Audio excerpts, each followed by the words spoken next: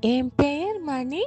நான் இந்த அழகான கிராமத்துல எங்க தாத்தா கடை வாழ்றேன். தினமும் காலையில் சூரியன் வந்ததும் தாத்தா கூட வாக்கிங் போவேன். வழியில இருக்கிற என் ஃப்ரெண்ட்ஸ்க்கு வணக்கம் வைப்பேன். தாத்தா கடைக்கு போனா அவரோட பைய பத்திரமா கவ்விக்கிட்டு வருவேன்.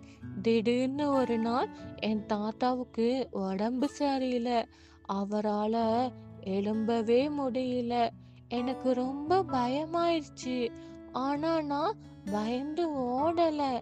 அவரோட கட்டிலுக்கு பக்கத்திலே உட்கார்ந்திருந்தேன். தாத்தாவுக்கு தண்ணி வேணும்னா அவரோட கைய நக்குவேன். டாக்டர் வரும்போது வழி விடுவேன். தாத்தா குணமாகும் வரைக்கும் நான் சரியா சாப்பிட மாட்டேன். இப்போ தாத்தா நல்லாகிட்டாரு.